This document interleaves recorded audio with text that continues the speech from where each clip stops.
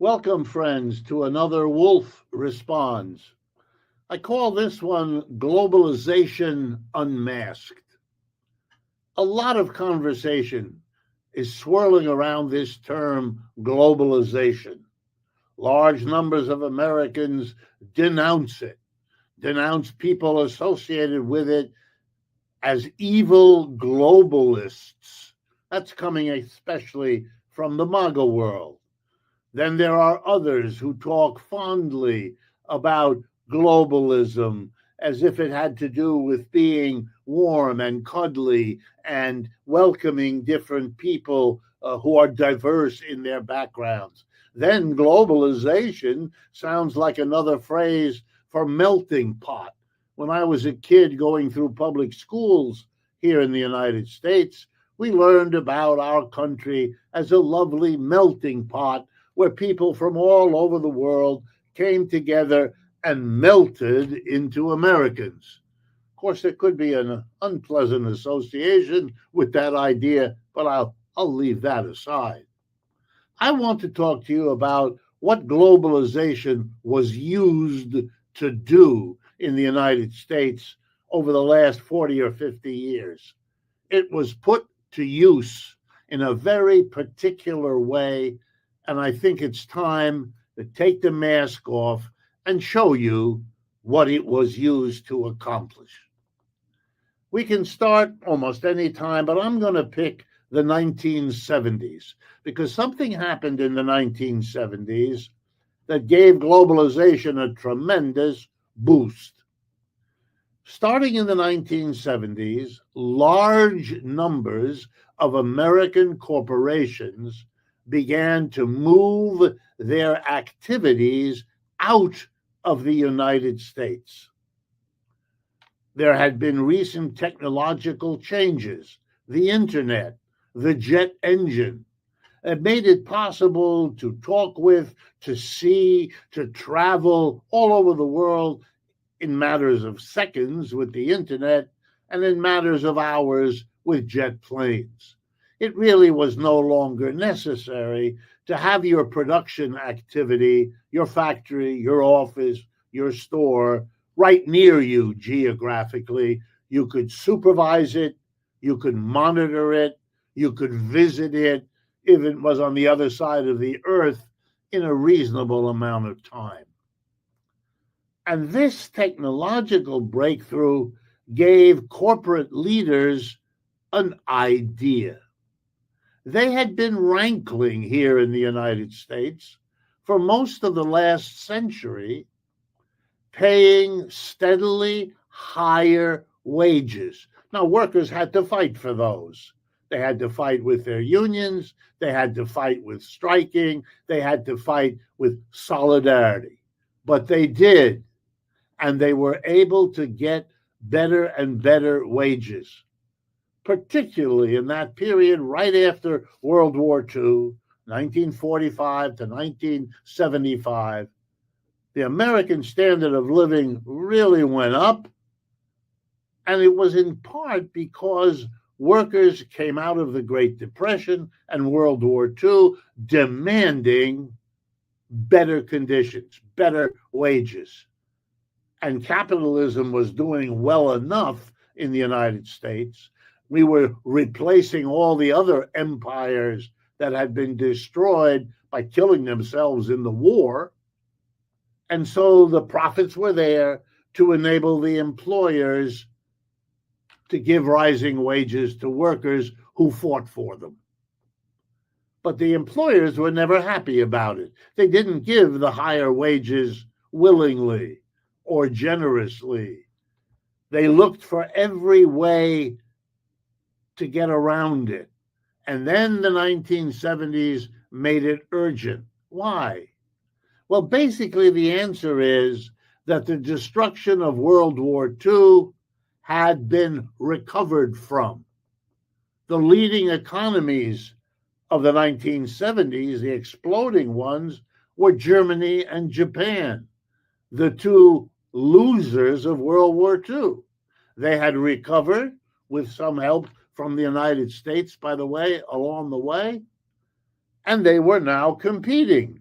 The 1970s is when Americans began to notice that the VW car was a better bet than the Ford or the Chevy, and they were buying them by the hundreds of thousands, and the Japanese came shortly afterwards. You all know that. Many of you watching this program drive those cars to this day. So suddenly the United States had competitors. The Germans, the Japanese, they had recovered, figuring out smartly that if you want to beat the competitor, the biggest competitor they had was the United States, you'd have to work real hard to produce products that are either better than those coming out of the United States or cheaper, or better yet, both. And they did. And that's why we went to the Volkswagen and to the Toyota and all the rest of it. You know that story. So what did American companies do? Struck by the competition, they had gone soft. They hadn't had any competition for 25 years. It's a long time in business. And now they were paying high wages, and they couldn't just raise their prices because the competitor would take their market. So here's what they did to make a long story short. The employers in the 1970s decided there's three ways we can drive down wages in the United States. Number one, replace workers with machines, automation. Number two, replace workers in the United States by moving production to China or to India or to Brazil. The third one, the least important, something done only for service sector jobs and agricultural jobs that you couldn't move overseas or you couldn't automate. We brought in immigrants to take service sector low-paid jobs. But we moved the high-cost jobs, the high-wage jobs that employers didn't want to pay, to Asia, to Latin America, out. Now, capitalists did it to make more money. They could get the production done over there and pay workers a small fraction of what they had come to pay American workers. American workers had struggled hard and won good standards of living. The employers wished to take it away from them, and that's why they moved. Nobody forced the American companies to move. They did it to make more money. They did it to compete with other companies in other parts of the world that were trying to do the same thing. Capitalism is a system of competition. And competition drove American businesses to look for profits abroad. And they found them there. The Chinese helped locate American businesses there. For sure. So did the Indians. So did the Brazilians. So did the Vietnamese and many others. And so American companies went abroad. But now comes the problem. When capitalists leave to make more money, what happens to the people left behind? You know, the ones that lose the jobs. Their lives can often be wrecked. Their lives were wrecked here in the United States, where industries were strong, where manufacturing had grown. It was particularly painful as these factories closed down. I'm speaking of factories because that's where wages had gone the highest in the United States. So that was the greatest incentive for the employer to go find cheaper workers elsewhere. So the factories left behind shut down. They fired all their people. And there were no other jobs for those people to get because it was happening everywhere. American companies had to go to China because the ones who went first and got the higher profits threatened those who stayed behind who didn't have the same high profits. There's that competition again. So the ones who waited, seeing how profitable it was, joined the great job exodus. And the people left behind were bitter, were angry. And who were they? They were especially, get ready now, Christian, white males.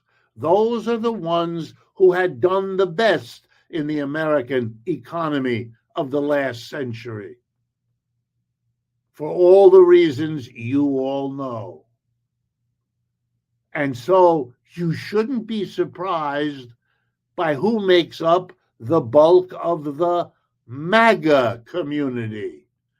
Christian white males and the communities they live in, the families that they're part of, because they were savaged since the 1970s. That's half a century. The last half century has been a bitter depression economically for them, because capitalist employers looking for profits left. But those workers were fighting for the whole 50 years. They didn't just start now to be angry about all of this.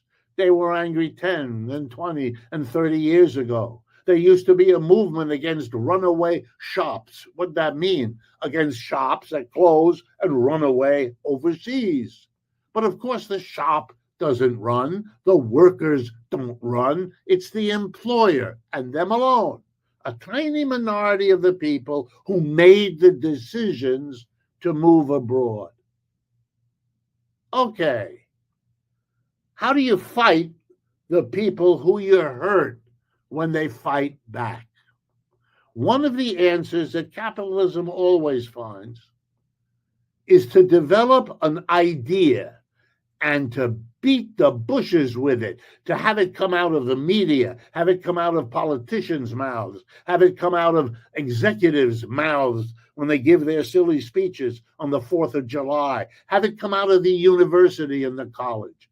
And you know what the big idea was in the last 50 years? Here we go, globalization. We were given endless speeches about how all Americans love globalization. We love to welcome unity with our brothers and sisters in other parts of the world. We believe in multiculturalism, how the different cultures each contribute, on and on. We were told that globalization is just about being efficient. The companies are finding efficient ways of producing over there in Vietnam or over there in Brazil. And we will all benefit by having cheaper goods and services and by having a better standard of living. Globalization was presented as the idea that what those companies were doing for their profits was something that magically would benefit all of us. Was it true? Not a bit. It was a covering, a veneer.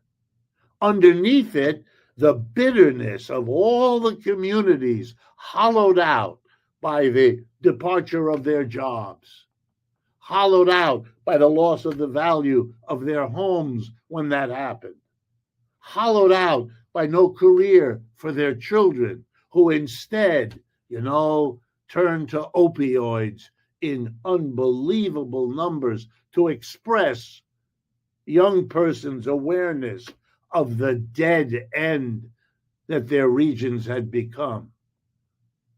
And so, of course, now that we realize what was done, we're angry. And we think of globalization as a bad word, many of us.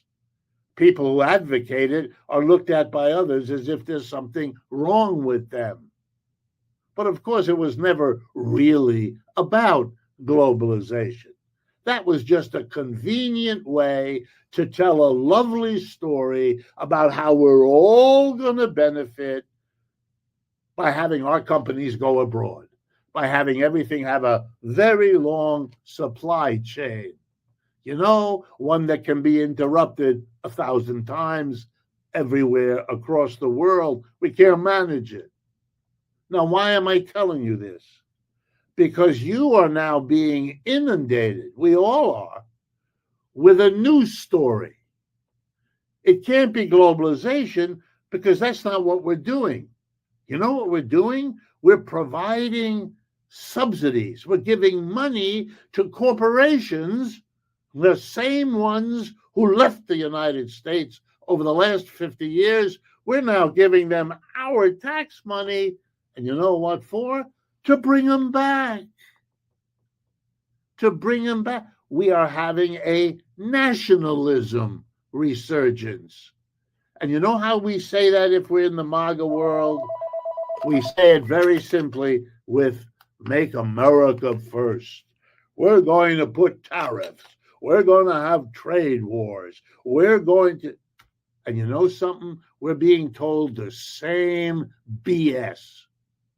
Nationalism is no different than globalization. It's just a rationale, a nice word, a fancy story to tell us that what's good for the capitalist employer class is good for all of us.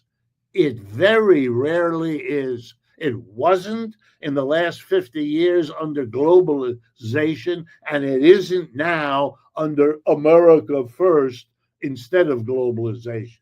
So yeah, Mr. Trump does his theater, denounce DEI, horribly deport immigrants, America first, insult the people at the UN, as he did this week. That's all good theater. We're rejecting global everything. But you know what we're doing? We're just coming up with another hustle. America first. What in the world does it mean? Giving a lot of money to corporations to do things here. And you know what those corporations are going to do here? What they always did here. Try to find a way to pay the workers the least and to make the profits the highest. And there's absolutely nothing Mr. Trump or his government is doing to change any of that. So yeah, you can denounce globalization, but understand what you're doing and apply the same logic to the coming home of companies who, I can assure you, will not be hiring large numbers of Americans. They will be using machines instead. That's what they do. That's what they have always done. Don't be fooled. If interventions like this strike you as important parts of a national conversation, then please share this video with friends, neighbors, family. That's why we make them. And if you can help us financially, pay for the costs of producing and distributing these, please go to our website. It's the easiest way for you to help us help everyone. Thank you.